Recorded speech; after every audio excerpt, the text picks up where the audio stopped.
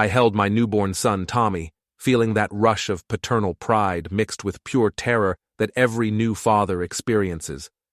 The kid was perfect, 10 fingers, 10 toes, a full head of dark hair that looked nothing like mine or Laura's. "Congratulations, Mr. Brennan," the nurse said, adjusting the tiny bracelet around Tommy's wrist. "He's a beautiful baby." Before we dive deeper into this story, I have one small request. Please subscribe, drop a like, comment, and hit that hype button to boost this channel so more people can discover these incredible Reddit stories. I glanced at the bracelet. The bracelet said, "Oh, universal donor. How generous of him." The problem was, I'm AB positive. Laura's A positive. Basic genetics, something I'd been teaching to bored high school students for the past 12 years, told me that our kid should be either A or AB, not O negative, not the rarest type in the book. "Hey, Laura," I said, keeping my voice casual. "Did you see Tommy's blood type?" My wife was propped up in the hospital bed, looking exhausted but radiant in that post-childbirth way that magazines try to capture, but never quite manage. Her auburn hair was matted with sweat, and there were dark circles under her green eyes, but she was smiling. At least until I mentioned the blood type. "What about it?" she asked, not meeting my gaze. "O negative. That's interesting, considering our blood types." Laura's smile flickered like a candle in the wind. Maybe there was a mistake with the testing. These things happen, right?" Dr. Ethan Miles chose that moment to walk in, his white coat pristine and his silver hair perfectly styled despite it being 3 in the morning. He'd been Laura's fertility specialist for the past 2 years, helping us through what we'd thought was unexplained infertility. Turns out, it wasn't so unexplained after all. "How are we doing in here?" Dr. Miles asked, his voice carrying that practiced warmth that expensive doctors perfect over decades of bedside manner training. "Just discussing Tommy's blood type," I said, watching both their faces carefully. "O negative. Quite the genetic surprise." Dr. Miles didn't miss a beat. "Blood typing can be tricky with newborns. Sometimes the initial results aren't accurate. I wouldn't worry about it. But I was a science teacher. I knew that blood typing wasn't rocket science, especially not for someone like Dr. Miles who'd been practicing for 20 years. And I knew something else. The way Laura's hand had instinctively moved to her phone when Dr. Miles walked in, like she was going to text him but caught herself. "Right," I said. "Just one of those medical mysteries, I guess." Dr. Miles nodded and launched into his standard post-delivery speech about recovery times and follow-up appointments. I half listened, too busy watching the subtle interplay between him and my wife. The way his hand lingered on her shoulder when he checked her chart. The way she looked at him when she thought I wasn't paying attention. 24 hours later, we were home in our small Victorian house on Elm Street. The place had been my grandmother's, passed down to me when she died 5 years ago. Laura had never liked it. Too old, too small, too many memories that weren't hers. She'd been pushing me to sell it and move to one of those new developments on the outskirts of town, the kind with HOAs and mandatory lawn care services. I was in the nursery, changing Tommy's diaper, when my phone buzzed with a text from my old college roommate, Jake, who'd gone on to become a pediatric nurse at Maine Medical Center in Portland. "Heard through the grapevine that you had a baby. Congratulations, man. Hope the little guy got your brains and Laura's looks." I stared at the message for a long moment, then typed back, "Thanks. Quick question. How accurate is blood typing for newborns?" The response came back almost immediately. "Very accurate. Why?" I didn't answer. Instead, I found myself looking down at Tommy, really looking at him. The dark hair I'd dismissed earlier wasn't just dark, it was black, with a slight wave that neither Laura nor I possessed. His eyes, which I'd assumed would change color like most babies, were already showing hints of brown, deep brown. Laura's eyes were green, mine were blue. "Daniel?" Laura called from the bedroom. "Can you bring Tommy in here? I want to try feeding him again." I picked up my son, and he was my son, regardless of genetics, I told myself, and carried him to our bedroom. Laura was propped up against the headboard wearing one of my old college t-shirts. She looked young and vulnerable, and for a moment I felt like a complete bastard for doubting her. Then I noticed her phone, face down on the nightstand, buzzing with what sounded like a text message. "Aren't you going to check that?" I asked. "It's probably just work," she said, not looking at the phone. "You know how crazy things get at the hospital." Laura worked as a senior nurse at Coastal Regional Medical Center, the same hospital where Dr. Miles practiced. She'd been there for 8 years, working her way up from floor nurse to charge nurse to her current position overseeing the maternity ward. It was good work, steady work, and it paid well enough to supplement my teacher's salary. It was also where she'd met Dr. Ethan Miles. I handed Tommy to Laura and walked to the window, looking out at our quiet street. Mrs. Henderson from next door was walking her ancient golden retriever, and the Morrison kids were riding their bikes in lazy circles on the sidewalk. Normal suburban life, the kind I'd always wanted. "I ran into Phil at the grocery store yesterday," I said, not turning around.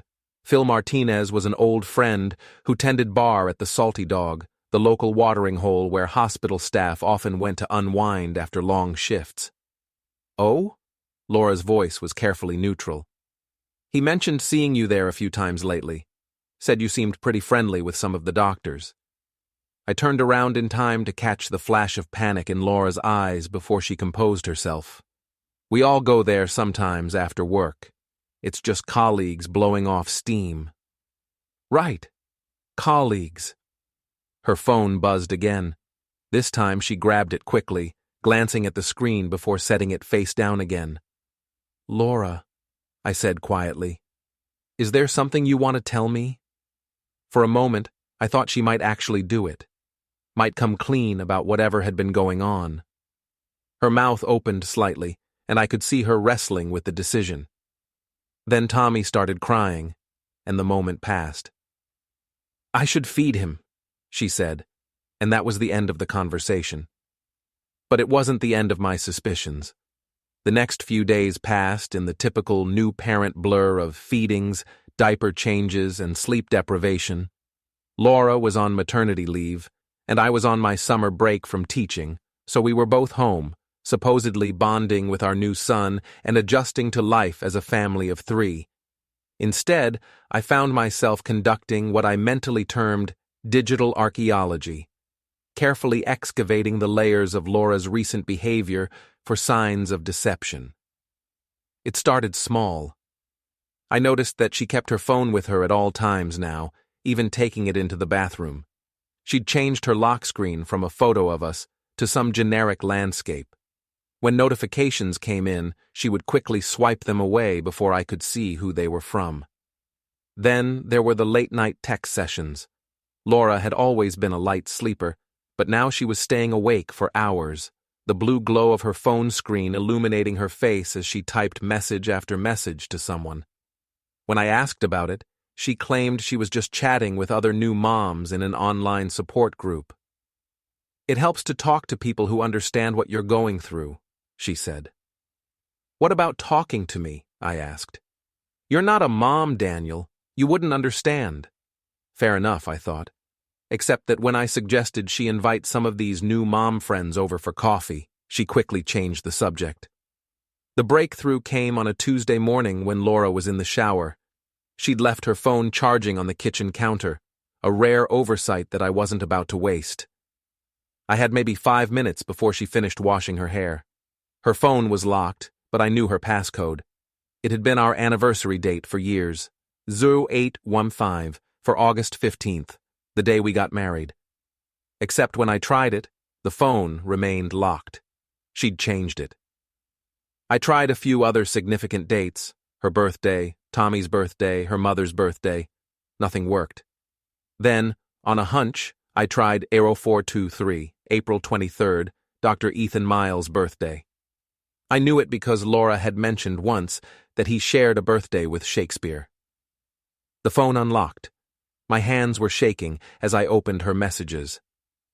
The most recent conversation was with someone listed in her contacts as EM, not exactly subtle. The messages went back months, starting professional and gradually becoming more personal, then intimate, then explicit. Can't wait to see you tonight. Read a message from 3 days ago. Daniel will be asleep by 10. Miss you already, was her response. Wish we didn't have to sneak around like this. Soon, EM had replied. Once everything settles down with the baby, we can figure out our next steps. I scrolled up, looking for more context, and found it. Messages from 2 months ago, when Laura was 8 months pregnant. Are you sure he doesn't suspect? From EM. He's clueless. You know Daniel. He sees what he wants to see. And after the baby comes? We'll cross that bridge when we get to it. Maybe it's time for a fresh start. The shower was still running, but I knew I was pushing my luck. I quickly forwarded several of the most damning messages to my own phone, then deleted the forwarded message record from Laura's phone and locked it, placing it back exactly where she'd left it. By the time Laura emerged from the bathroom, wrapped in a towel with her wet hair dripping, I was sitting at the kitchen table with my coffee and laptop, grading summer school assignments like nothing had happened. Morning, she said, kissing the top of my head as she reached for her phone. Morning. How'd you sleep? Fine. Tommy only woke up twice. I nodded, not trusting myself to speak. The messages I'd forwarded to myself felt like they were burning a hole in my phone. Laura poured herself coffee and sat across from me, scrolling through her messages with practiced casualness. Anything interesting? I asked. Just the usual mom group stuff. Someone's asking about sleep schedules. I wanted to confront her right then, to throw the evidence in her face and demand the truth. But something held me back. Maybe it was the teacher in me, the part that knew you needed to gather all the facts before drawing conclusions. Or maybe I was just a coward. I'm going to run some errands today, I said instead. Need anything from town? Could you stop by the pharmacy? I need to pick up my prescription. Which prescription? Laura hesitated for just a moment. Birth control pills. That was interesting. We'd been trying to have a baby for 2 years, and now, less than a week after Tommy was born, she was already back on birth control. Most doctors recommended waiting at least 6 weeks before resuming intimate activity after childbirth. Unless, of course, she wasn't planning to resume intimate activity with me. Sure, I said. I'll grab them. After Laura went upstairs to get dressed, I opened my laptop and began what would become an intensive investigation into my wife's affair. The messages I'd seen were damning, but they were also just the tip of the iceberg.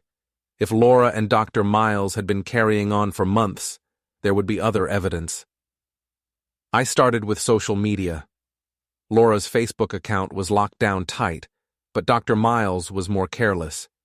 His profile showed him at various hospital functions and social events. In several photos from the past 6 months, Laura was visible in the background, and in one, a group shot from the hospital Christmas party, they were standing suspiciously close together.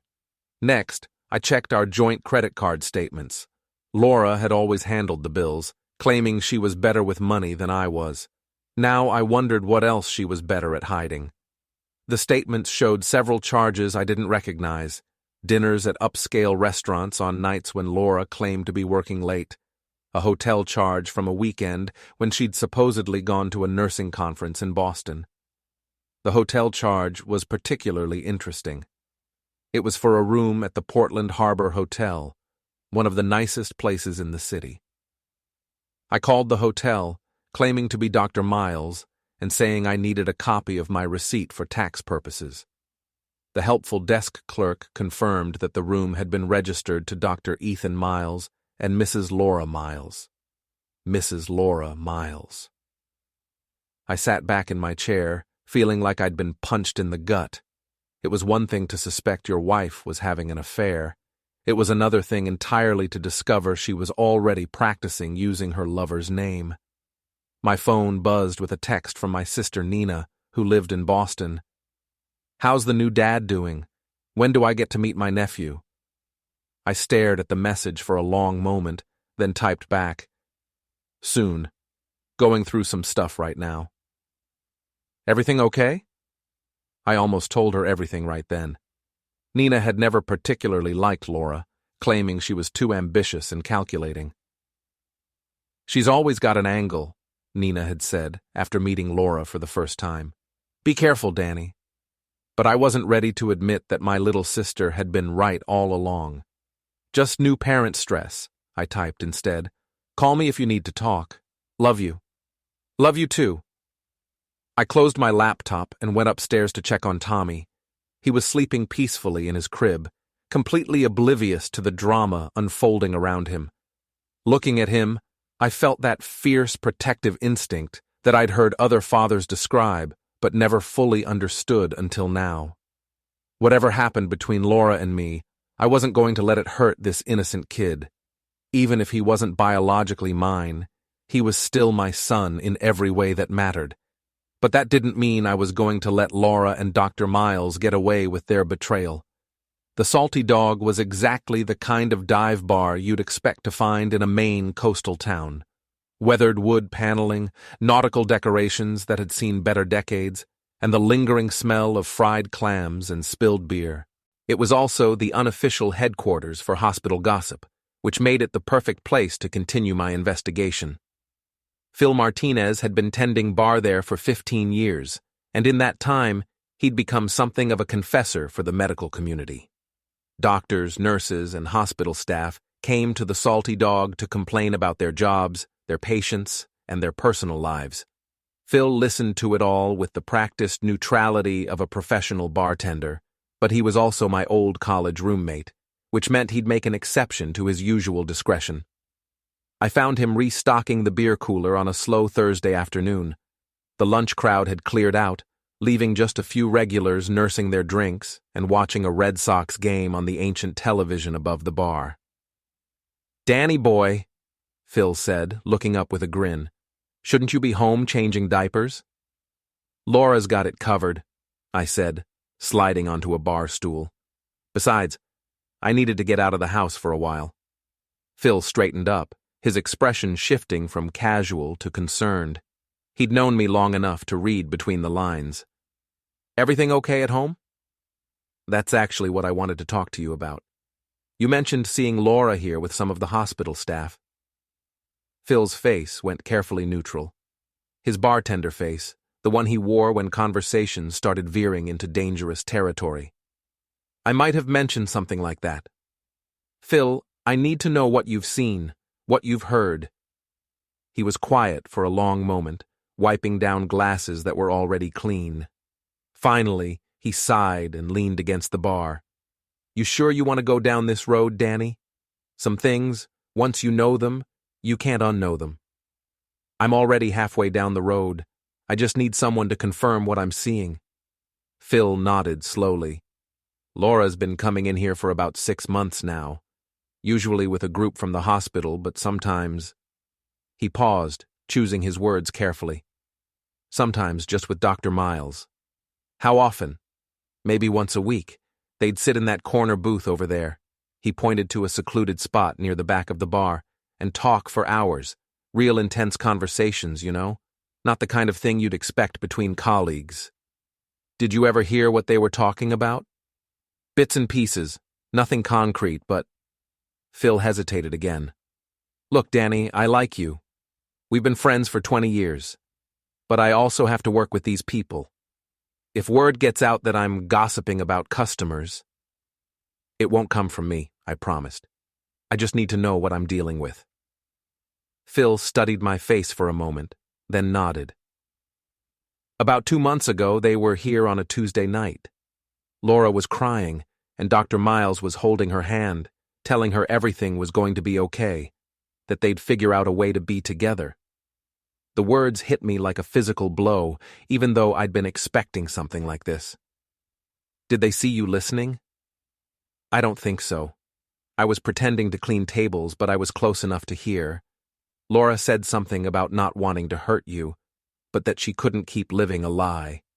Dr. Miles told her that sometimes you have to make hard choices to find happiness." Anything else?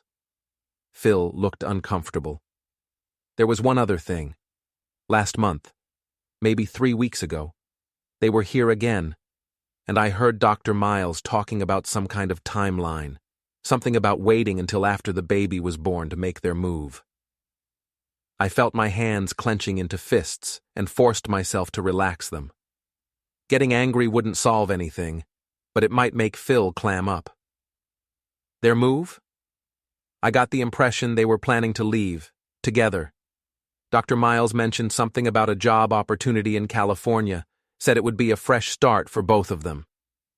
California, 3,000 miles away from Maine, from me, from everything familiar. They weren't just planning to continue their affair, they were planning to disappear entirely. Phil, I need to ask you something, and I need you to be completely honest with me. Shoot. Do you think Dr. Miles is Tommy's father? Phil's expression told me everything I needed to know before he even opened his mouth. Danny, I'm not a doctor, but... He trailed off, shaking his head. The timing would work out. Laura and Dr. Miles have been close for at least 8 or 9 months. I sat there in silence, absorbing this confirmation of what I'd already suspected. Around us, the bar continued its lazy afternoon routine.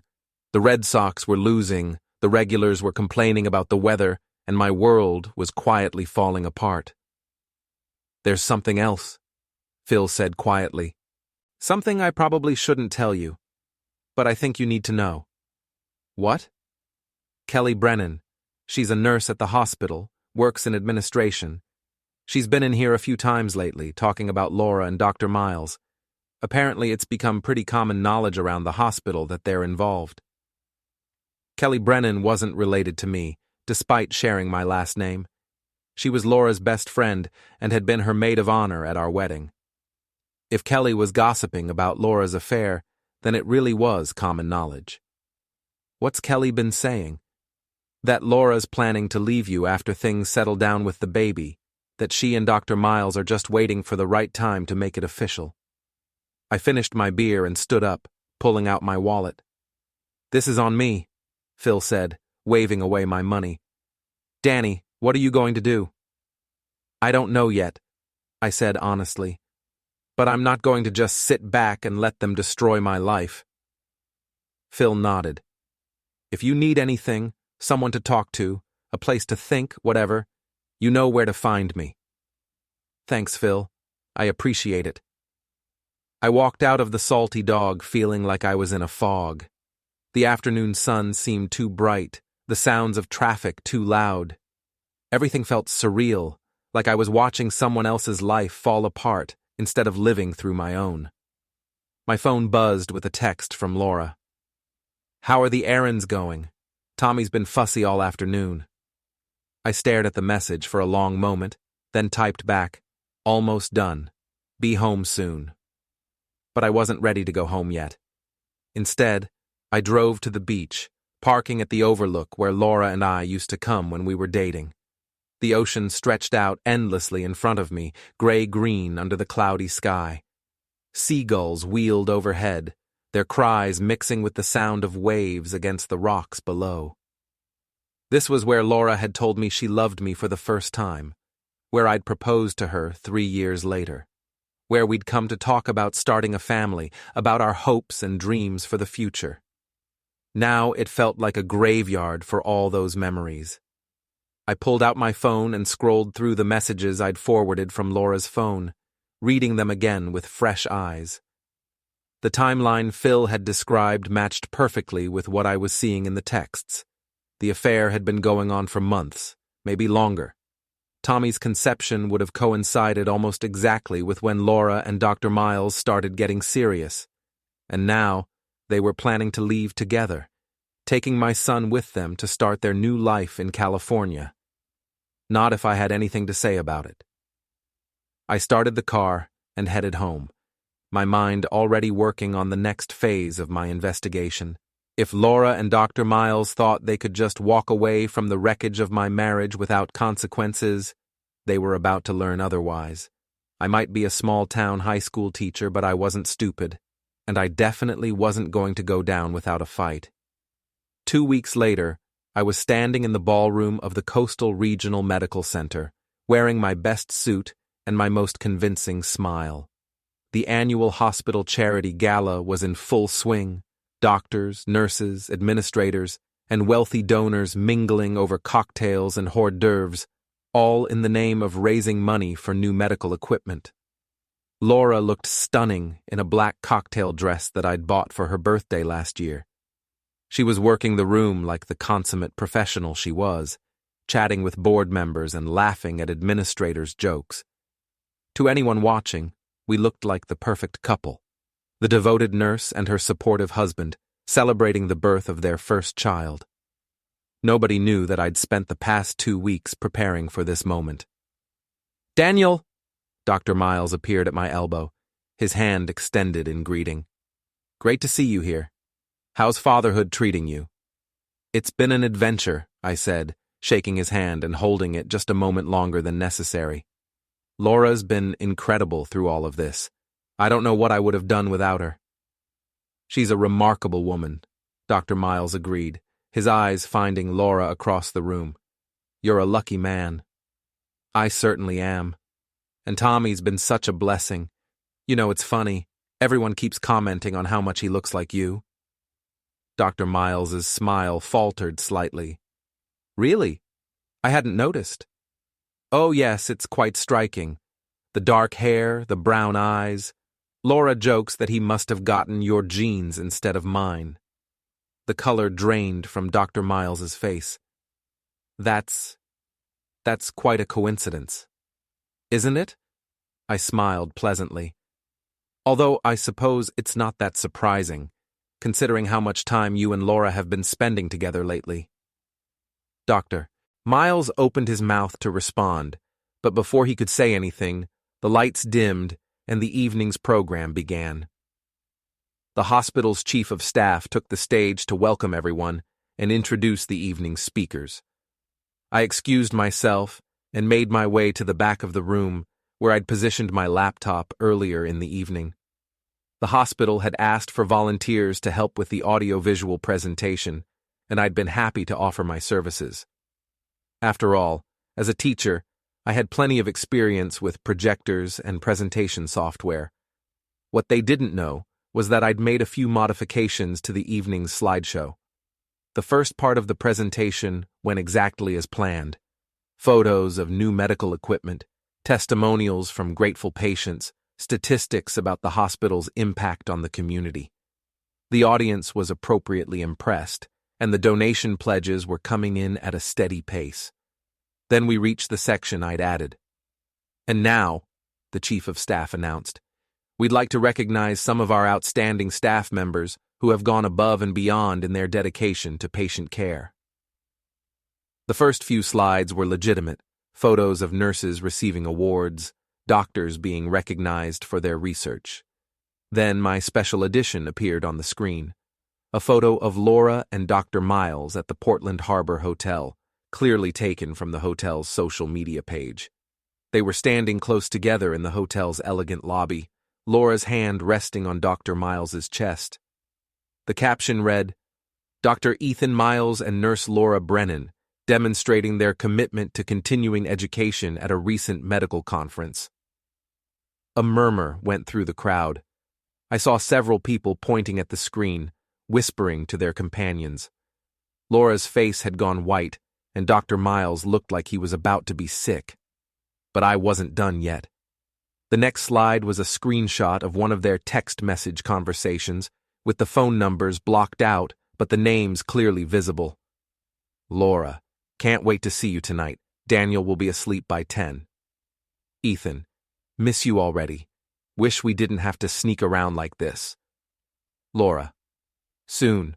Once everything settles down with the baby, we can figure out our next steps." The murmur became a buzz, then a roar.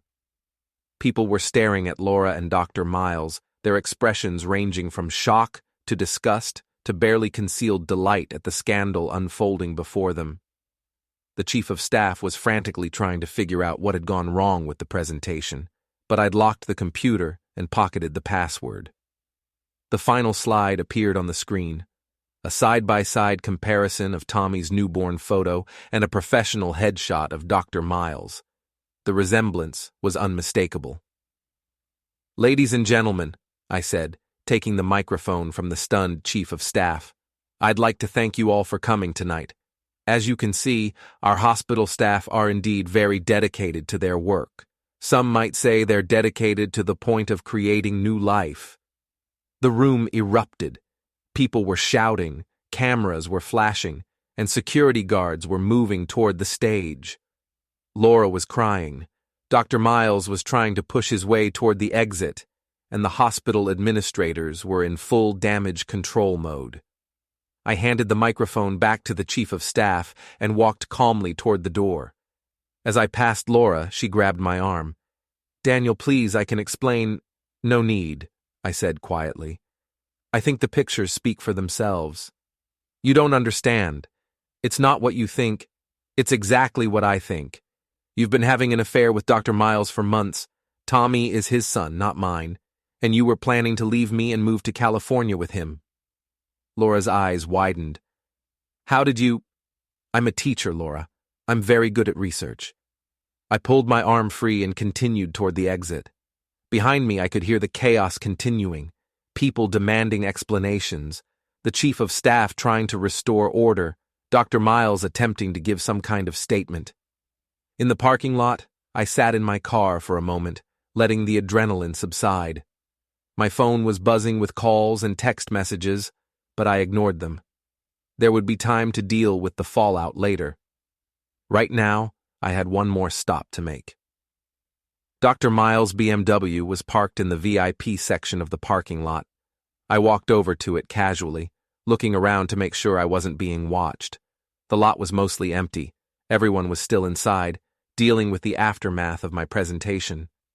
I pulled out the valve stem tool I'd bought at an auto parts store and quickly deflated all 4 of his tires. Then I took out a tube of lipstick, Laura's favorite shade ironically, and wrote "cheater" across his windshield in large, bold letters. It was petty, but it felt good. By the time I got home, the story was already spreading. My phone had 17 missed calls and 43 text messages. The local news had apparently gotten wind of the scandal and was trying to reach me for comment. I turned off my phone and went upstairs to check on Tommy. He was sleeping peacefully in his crib, completely unaware that his world had just been turned upside down. "Don't worry, buddy," I whispered. "Daddy's got this under control." And I did. Phase 1 of my plan was complete. Laura and Dr. Miles had been publicly humiliated, their affair exposed for the entire medical community to see. Dr. Miles's reputation was in tatters, and Laura's career at the hospital was almost certainly over. But I wasn't finished yet. Public humiliation was just the beginning. Now came the real revenge. The aftermath of the charity gala was swift and brutal. By the next morning, the story had spread throughout the entire medical community and beyond. Local news stations were running segments about the hospital scandal, and social media was buzzing with speculation and gossip. Dr. Miles was suspended pending an investigation into his conduct. The hospital couldn't fire him immediately. He had tenure and union protection. But they could make his life miserable while they built their case. Laura was placed on administrative leave, which was essentially a polite way of saying she was fired, but they needed to follow proper procedures. The text messages and hotel records I'd anonymously provided to the hospital's Human Resources Department had sealed their fate. Both of them had violated the hospital's ethics policies regarding relationships between staff members, and the fact that they'd been conducting their affair on hospital time, using hospital resources, made it even worse. But the professional consequences were just the beginning. I'd spent months preparing for this moment, and I'd learned from the best. My sister Nina, who worked as a paralegal for a high-powered law firm in Boston. She'd helped me understand exactly what I needed to do to protect myself and Tommy in the coming legal battle. The first step had been establishing paternity. I'd secretly collected DNA samples from Tommy and Dr. Miles, a hair from his coat when he'd visited the house, saliva from a coffee cup he'd used at the hospital. A private DNA testing lab had confirmed what I already knew. Dr. Miles was Tommy's biological father. But biology and legal parentage were two different things. Under Maine law, I was Tommy's legal father because I was married to his mother when he was born. Dr. Miles would have to go to court to establish his parental rights, and that would require him to admit publicly that he'd been having an affair with a married woman. Given his current legal troubles, that wasn't likely to happen anytime soon. The second step had been financial preparation. I'd quietly moved money from our joint accounts into a separate account in my name only. Not all of it. That would have been illegal. But enough to ensure that I could support Tommy and myself while the divorce proceedings played out. I'd also documented every expense related to Tommy's care, every medical bill, every purchase of baby supplies. If Laura wanted joint custody, she'd have to prove that she could provide for him financially. Given that she was currently unemployed and facing potential criminal charges, that was going to be difficult. The third step was the most important. I'd been building a case for why Tommy should stay with me. Laura's affair wasn't just a personal betrayal, it was evidence of poor judgment and unstable behavior. The fact that she'd been planning to move across the country with her lover showed that she was willing to uproot Tommy from his home and support system for her own selfish reasons. I'd documented her erratic behavior over the past few months, her frequent absences from home, her neglect of Tommy in favor of her secret relationship. I had witnesses, neighbors who'd seen Dr. Miles's car in our driveway when I wasn't home, friends who'd noticed Laura's strange behavior at social gatherings. Most importantly, I had the support of my family and community. My sister Nina had flown up from Boston to help with Tommy, and she'd made it clear that she was prepared to testify about Laura's character if necessary. My neighbors, my fellow teachers, even Phil from the Salty Dog, they'd all rallied around me in the wake of the scandal. Laura, on the other hand, had lost everything. Her job, her reputation, her friends, even her own mother had called to express her disappointment and shame. Mrs. Henderson, Laura's mother, had always been cold toward me, but she was furious with Laura for destroying her marriage and embarrassing the family. "I raised her better than this," Mrs. Henderson had told me over the phone. "I don't know what she was thinking, but she's made her bed and now she'll have to lie in it." The final confrontation came on a gray October morning, 6 weeks after the charity gala. Laura had been staying with a friend since I'd asked her to leave the house, and she'd finally worked up the courage to come back and try to talk. I was feeding Tommy his breakfast when she knocked on the door. Through the window, I could see her standing on the front porch, looking smaller and more fragile than I'd ever seen her. Her auburn hair was pulled back in a messy ponytail, and she was wearing jeans and a sweater instead of her usual professional attire. "Hello, Laura," I said when I opened the door. "Daniel, please, can we talk? I know you're angry and you have every right to be, but we need to figure this out, for Tommy's sake." I stepped aside and let her in. She walked to the kitchen and stopped when she saw Tommy in his high chair, babbling happily as he played with his breakfast. "He's gotten so big," she said, her voice breaking slightly. "Kids grow fast. You'd know that if you'd been around." Laura flinched at the barb, but she didn't respond. Instead, she sat down at the kitchen table and looked at me with red-rimmed eyes. "I know I made mistakes," she began. "I know I hurt you, and I'm sorry. But Tommy is my son too, and I want to be part of his life."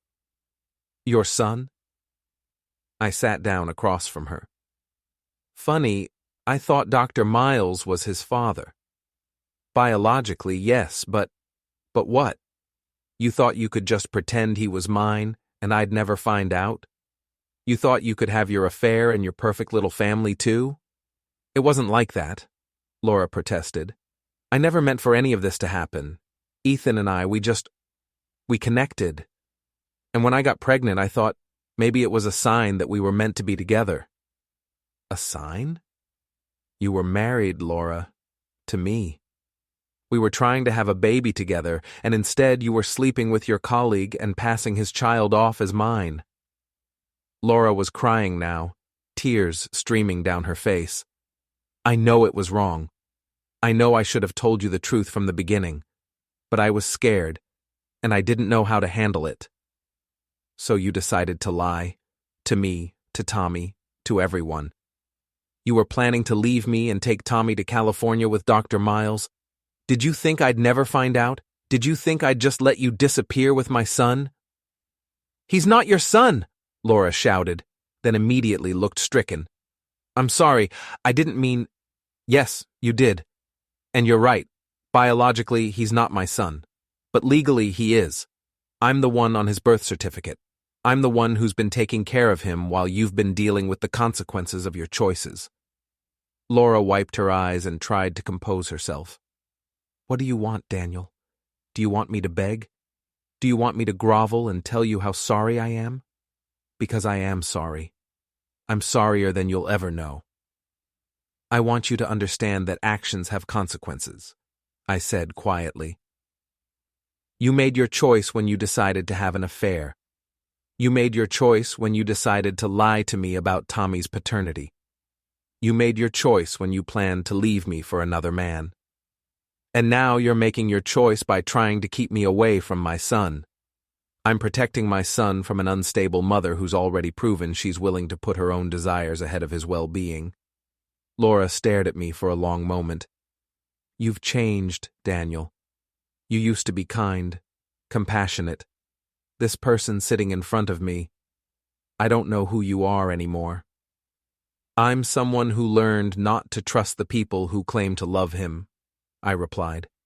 "I'm someone who learned that sometimes you have to fight for what's important to you." Laura stood up slowly. "This isn't over. Tommy is my son, and I won't give up on him." "You already did give up on him," I said, "the moment you chose Dr. Miles over your family." She walked to the door, then turned back one last time. "I hope someday you'll forgive me, and I hope Tommy will understand why I made the choices I did." "I'm sure he will," I said. "When he's old enough, I'll tell him exactly why his mother abandoned him for another man." Laura flinched as if I'd slapped her, then walked out the door without another word. I watched through the window as she got into her car and drove away. Then I went back to the kitchen, where Tommy was still playing happily in his high chair, completely oblivious to the drama that had just unfolded around him. "It's just you and me now, buddy," I said, wiping the breakfast from his face. "But that's okay. We're going to be just fine." And we were.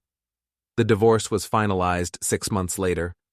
Laura was granted supervised visitation rights, but she rarely used them. Dr. Miles had moved to another state after his medical license was suspended, and Laura had followed him, leaving Tommy behind.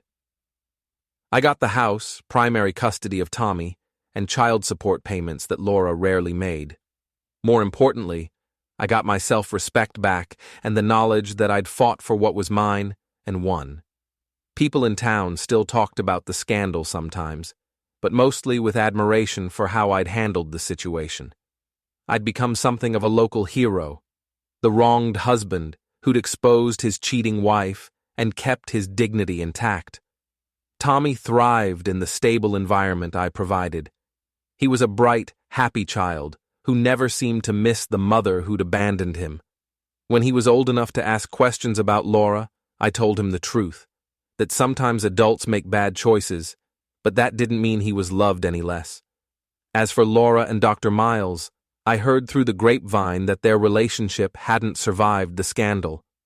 Apparently, when the fantasy became reality and they were forced to deal with the real-world consequences of their actions, they discovered that their great love affair wasn't as strong as they'd thought. Laura eventually moved back to Maine and tried to rebuild her life, but the damage was done.